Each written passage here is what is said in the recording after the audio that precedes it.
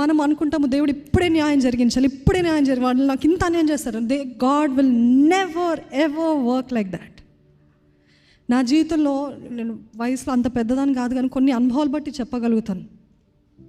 ఏంటి ప్రభా ఇంత ద్రోహం చేస్తారు ప్రభా, నా వెనకాల ఇంత ద్రోహం చేస్తారు, ఎంతో నమ్మాను ప్రభా, వాట్ ఈస్ దిస్, ఏంటి ఇంత అన్యాయమా, నువ్వు ఏమైనా చేయనప్పుడు ఇంకా వాళ్ళు సక్సీడ్ అవటం చూస్తాను, ఇంకా వర్దిల్లటం చూస్తాను, ఇంకా హ్యాపీగా ఉండటం చూస్తాను. వాళ్ళని చూసి ఇంకా బాధపడటము కాదు, నేను ఇంకే వదిలేసుకుంటాను. ఇంకా దేవుని తర్వాత చెప్పిన తర్వాత ఆయన వాక్యం నుండి నేను ఏమైనా వాక్యం పొందుకున్న వెంటనే ఇంకా అది వదులుకుంటాను.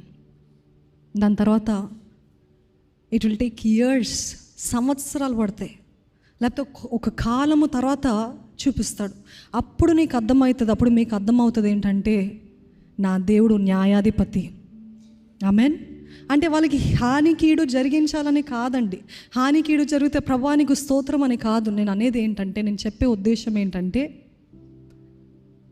ప్రతి ఒక్కరూ ఏ కీడు ఏ హాని చేసినా దాని పరిణామాలు అనుభవించాల్సిందే.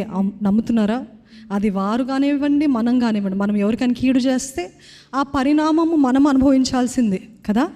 అదే రీతిగా ఒకవేళ వాళ్ళు మనకు చేస్తే వాళ్ళు కూడా అనుభవిస్తారు. కానీ నేను ఒక్కటే, ద బాటమ్ లైన్ ఇస్, పూర్ణ మనసుతో దేవుని పైన ఆనుకుందామా.